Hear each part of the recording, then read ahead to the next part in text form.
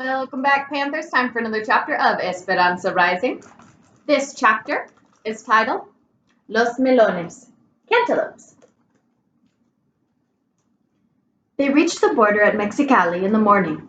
Finally, the train stopped moving and everyone disembarked. The land was dry and the panorama was barren except for date palms, cactus, and an occasional squirrel or roadrunner. The conductors herded everyone into a building where they stood in long lines, waiting to pass through immigration. Esperanza noticed that the people in the first cars were escorted to the shortest lines and passed through quickly. Inside, the air was stagnant and thick with the smell of body odor. Esperanza and Mama, their faces shiny with grime and perspiration, looked tired and wilted, and they slumped with even the slight weight of their valises. The closer Esperanza got to the front, the more nervous she became. She looked at her papers and hoped they were in order. What if the officials found something wrong? Would they send her back to her uncle's? Would they arrest her and put her in jail? She reached the desk and handed over the documents. The immigration official seemed angry for no reason. "Where are you coming from?" She looked at Mama, who was behind her. "We are from Aguas Calientes," said Mama, stepping forward. "And what is your purpose for entering the United States?" Esperanza was afraid to speak. What if she said the wrong thing? "To work," said Mama, handing him her documents as well. "What work?" demanded the man. Mama's demeanor changed. She stood up straight and tall and deliberately blotted her face with a handkerchief. She looked directly into the official's eyes and spoke calmly, as if she were giving simple directions to a servant. "I am sure you can see everything is in order. The name of the employer is written there. People are expecting us." The man studied Mama. He looked at their faces, then the pages, then their faces again. Standing tall and proud, Mama never took her eyes away from his face. Why was it taking so long? Finally, he grabbed the stamp and pounded each page with the words, "Mexican National." He shoved their papers at them and waved them through. Mama took Esperanza's hand and hurried her toward another train. They boarded and waited an hour for all the passengers to get through immigration. Esperanza looked out the window. Across the tracks, several groups of people were being prodded onto another train, headed back towards Mexico.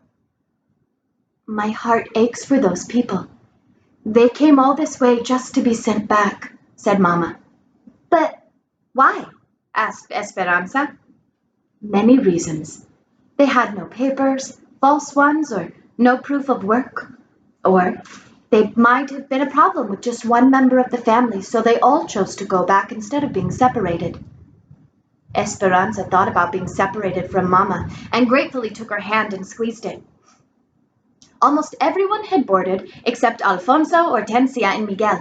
Esperanza kept looking for each of them, and she became more anxious with each passing minute.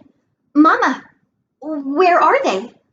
Mama said nothing, but Esperanza could see the worry in her eyes too. Finally, Hortensia got on. The train's engines began to chug. Her voice tense, Esperanza said, "What happened to Alfonso and Miguel?" Hortensia pointed out the window. "They had to find some water." Alfonso was running toward the train with Miguel close behind, waving the secret package and grinning. The train slowly started moving as they hopped on. Esperanza wanted to be angry at them for making her anxious. She wanted to yell at them for waiting until the very last minute just so they could find water for their package that was probably nonsense anyway. But looking from one to the other, she sat back, limp with relief, happy to have them all together surrounding her, and surprised that she could be so glad to be back on the train. "Ansa, we're here, wake up!" She sat up, groggily, barely opening her eyes. "What day is this?" she asked. "You've been asleep for hours. Wake up! It is Thursday, and we are here in Los Angeles."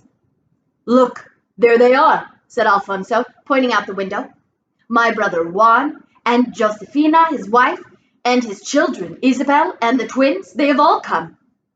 A campesino family waved to them. Juan and Josefina each held a baby about a year old in their arms. It was easy to see that the man was Alfonso's brother, even though he didn't have a mustache. Josefina was plump with a round face and a complexion that was fairer than Esperanza's. She was smiling and waving with her free hand. Next to her stood a girl about 8 years old, wearing a dress that was too big and shoes with no socks. Delicate and frail, with big brown eyes, long braids, and skinny legs, she looked like a young deer. Esperanza couldn't help but think about how much she looked like the doll that Papa had given her. There was much hugging among all of the relatives. Alfonso said, "Everyone, this is Senora Ortega and Esperanza." "Alfonso, please call me Ramona." "Yes, of course, Senora. My family feels like they know you because we have all written letters about you for years." Mama hugged Juan and Josefina and said, "Thank you for all you have done for us already." Miguel teased his cousin, pulling on her braids.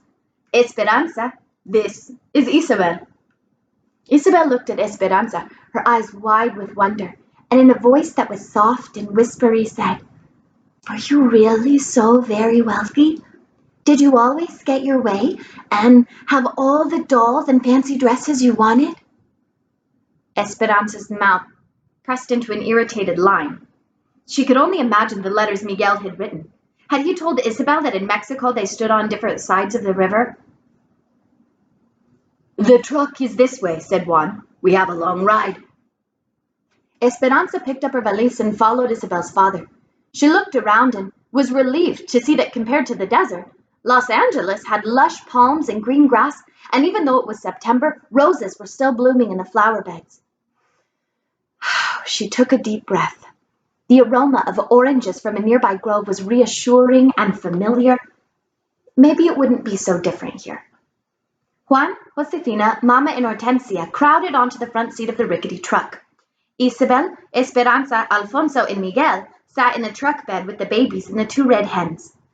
The vehicle looked like it should be hauling animals instead of people, but Esperanza had said nothing to Mama. Besides, after so many days on the train, it felt good to stretch out her legs. The old jalopy rocked and swayed as it climbed out of the San Fernando Valley, weaving up through hills covered with dried-out shrubs. She sat with her back against the cab, and the hot wind whipped her hair loose. Alfonso tied a blanket across the wooden slats to make a canopy of shade. The babies, Lupe and Pepe, a girl and a boy, were dark-eyed cherubs with thick mops of black hair. Esperanza was surprised at how much they looked alike. The only difference was the tiny gold earrings in Lupe's ears. Pepe crawled into Esperanza's lap and Lupe into Isabel's. When the baby fell asleep against Esperanza, his head slid down her arm, leaving a trail of perspiration. "Is it always so hot here?" she asked. "My papa says it is the dry air that makes it so hot, and sometimes it is even hotter," said Isabel. "But it is better than living in El Centro, because now we do not have to live in a tent." "A tent?" "Last year, we worked for another farm in El Centro in the Imperial Valley, not too far from the border. We were there during the melons. We lived in a tent with a dirt floor and had to carry water. We cooked outside. But then we moved north to Arvin. That's where we're going now. A big company owns the camp. We pay $7 a month, and my papa says it is worth it to have piped-in cold water and electricity and a kitchen inside. He says the farm is 6,000 acres. Isabel leaned toward Esperanza and grinned as if she were telling a secret. "And a school. Next week, I get to go to school, and I will learn to read. Can you read?" "Of course," said Esperanza. "Will you go to school?" asked Isabel. "I went to private school and started when I was 4, so I have already passed through level 8. When my grandmother comes, maybe I will go to high school." "Well, when I go to school, I will learn in English," said Isabel. Esperanza nodded and tried to smile back. Isabel was so happy, she thought, about such little things. The brown, barren mountains rose higher, and a red-tailed hawk seemed to follow them for miles. The truck rattled up a steep grade, past sparse, dry canyons, and Esperanza's ears began to feel full and tight. How much longer? We will stop for lunch soon, said Isabel. They rove through the golden hills, softly sculpted with rounded tops, until Juan finally slowed the truck and turned down a side road. When they came to an area shaded by a single tree, they piled out of the truck and Josefina spread a blanket on the ground, then unwrapped a bundle of burritos, avocados, and grapes. They sat in the shade and ate. Mama, Hortensia, and Josefina chatted and watched the babies, while Isabel lay down on the blanket between Alfonso and Juan. She was soon asleep. Esperanza wandered away from the group, grateful not to be rocking in a truck or a train. She walked to an overlook. Below, canyons plunged into an arroyo, a silver line of water from an unknown river. It was quiet and peaceful here, the sweetest silence broken only by the swish of dried grasses from the wind. With her feet solid on the ground for the first time in many days, Esperanza remembered what Papa had taught her when she was little. If she lay on the land and was very still and quiet, she could hear the heartbeat of the valley. Can I hear it from here, Papa? She stretched out on her stomach and reached her arms to the side, hugging the earth. She let the stillness settle upon her and listened. She heard nothing. Be patient, she reminded herself, and the fruit will fall into your hand. She listened again, but the heartbeat was not there. She tried one more time, desperately wanting to hear it, but there was no reassuring thump repeating itself, no sound of the earth's heartbeat, or Papa's. There was only the prickly sound of dry grass. Determined, Esperanza pressed her ear harder to the ground. I can't hear it! She pounded on the ground. Let me hear it! Tears burst from her eyes, as if someone had squeezed an overripe orange. Confusion and uncertainty spilled forth and became an arroyo of their own. She rolled onto her back, her tears worming down her face into her ears. Seeing nothing but the vast sky in dizzying swirls of blue and white, she began to feel as if she were floating and drifting upward. She lifted higher, and part of her liked the sensation, but another part of her felt untethered and frightened. She tried to find the place in her heart where her life was anchored, but she couldn't. So she closed her eyes and pressed the palms of her hands against the earth, making sure it was there. She felt as if she were falling, careening through the hot air. Her skin perspired and she felt cold and nauseous. She took short breaths, heaving in and out. Suddenly, the world went black. Someone hovered over her. She sat up quickly. How long had she been in the darkness? She held her pounding chest and looked up at Miguel. Ansa, are you all right? She took a deep breath and brushed off her dress. Had she really floated above the earth? Had Miguel seen her? She knew her face was red and blotchy. I'm fine, she said quickly, wiping the tears from her face. Don't tell Mama. You know, she worries. Miguel nodded. He sat down close to her. Without asking any questions, he took her hand and stayed with her, the quiet interrupted only by her occasional staccato breaths. I miss him too, Miguel whispered, squeezing her hand. I miss the ranch, and Mexico and Abuelita, everything. And I am sorry about what Isabel said to you. I meant nothing by it. She stared at the dark brown and purple ridges, staggered in the distance, and let the ripe tears cascade down her cheeks. And this time, Esperanza did not let go of Miguel's hand.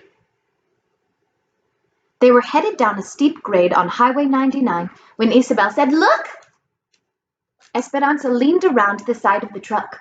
As they rounded a curve, it appeared as if the mountains pulled away from each other, like a curtain opening on a stage, revealing the San Joaquin Valley beyond. Flat and spacious, it spread out like a blanket of patchwork fields. Esperanza could see no end to the plots of yellow, brown, and shades of green. The road finally leveled out on the valley floor, and she gazed back at the mountains from where they had come. They looked like monstrous lion's paws, resting at the edge of the ridge. A big truck blew its horn, and Juan pulled over to let it pass, its bed bulging with cantaloupes. Another truck and another did the same, A caravan of trucks passed them, all piled high with the round melons. On one side of the highway, acres of grapevines stretched out in soldiered rows and swallowed up the arbors. On the other side, fields and fields of dark green cotton plants became a sea of milk-white puffs. This was not a gently rolling landscape like Aguascalientes, for as far as the eye could travel, the land was unbroken by even a hillock. Esperanza felt dizzy looking at the repeated straight rows of grapes and had to turn her head away. They finally turned east off the main highway. The truck went slower now, and Esperanza could see workers in the field. People waved, and Juan honked the truck horn in return. Then he pulled the truck to the side of the road and pointed to a field that had been cleared of its harvest. Dried, rambling vines covered the acre, and leftover melons dotted the ground. "The field markers are down. We can take as many as we can carry," he called back to them. Alfonso jumped out, tossed a dozen cantaloupes to Miguel, and then stepped up on the running board and slapped the top of the truck for Juan to start again. The melons, warmed by the valley sun, rolled and somersaulted with each bump of the truck. Two girls walking along the road waved, and Juan stopped again. One of them climbed in, a girl about Miguel's age. Her hair was short, black, and curly, and her features were sharp and pointed. She leaned back against the side of the truck, her hands behind her head, and she studied Esperanza, her eyes darting at Miguel whenever she could. "This is Marta," said Isabel. "She lives at another camp where they pick cotton, but it is owned by a different company. Her aunt and uncle live at our camp, so she stays with them sometimes." "Where are you from?" asked Marta. "Aguascalientes, El Rancho de las Rosas," said Esperanza. "I've never heard of El Rancho de los Rosas. Is that a town?" "It is the ranch they lived on," said Isabel proudly, her eyes round and shining. "Esperanza's father owned it and thousands of acres of land. She had lots of servants and beautiful dresses, and she went to private school too. Miguel is my cousin, and he and his parents worked for them." "So you're a princess who's come to be a peasant? Where's all your finery?" Esperanza stared at her and said nothing. "What's the matter? Silver spoons stuck in your mouth?" Her voice was smart and biting. "A fire destroyed everything. She and her mother have come to work, like the rest of us," said Miguel. Confused, Isabel added, "Esperanza's nice. Her papa died." "Well, my father died too," said Marta. "Before he came to this country, he fought in the Mexican Revolution against people like her father who owned all the land." Esperanza stared back at Marta, unblinking. What had she done to deserve this girl's insults? Through gritted teeth, she said, "You know nothing of my papa. He was a good, kind man who gave much of his property to his servants." "That might be so," said Marta, "but there were plenty of the rich who did not." "That was not my papa's fault." Isabel pointed to one of the fields, trying to change the subject. "Those people are Filipinos," she said. "They live in their own camp. And see over there?" She pointed to a field down the road. "Those people are from Oklahoma. They live in Camp 8. There's a Japanese camp, too. We all live separate and work separate. They don't mix us." "They don't want us banding together for higher wages or better housing," said Marta. "The owners think if Mexicans have no hot water, that we won't mind as long as we think no one has any. They don't want us talking to the Okies from Oklahoma or anyone else because we might discover that they have hot water. See?" "Do the Okies have hot water?" asked Miguel. "Not yet, but if they get it, we will strike." "Strike?" said Miguel. "You mean you will stop working? Don't you need your job?" "Well, of course I need my job, but if all the workers join together and refuse to work, we might all get better conditions." "Are the conditions so bad?" asked Miguel. "Some are decent. The place you're going to is one of the better ones. They even have fiestas. There's a Jamaica this Saturday evening." Isabel turned to Esperanza. "You will love the Jamaicas. We have them every Saturday night during the summer. There is music and food and dancing. This Saturday is the last for this year because soon it will be too cold." Esperanza nodded and tried to pay attention to Isabel. Marta and Miguel talked and grinned back and forth.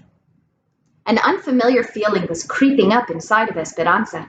She wanted to toss Marta out of the moving truck and scold Miguel for even talking to her. Hadn't he seen her rudeness? She brooded as they rode past miles of young tamarisk trees that seemed to be the border of someone's property. "Beyond those trees is the Mexican camp," said Isabel, "where we live." Marta smirked at Esperanza and said, "Just so you know, this isn't Mexico. No one will be waiting on you here." Then she gave her a phony smile and said, "Entiendes? Understand?" Esperanza stared back at her in silence. The one thing she did understand was that she did not like Marta. And that is the end of this chapter. See you soon for the next one.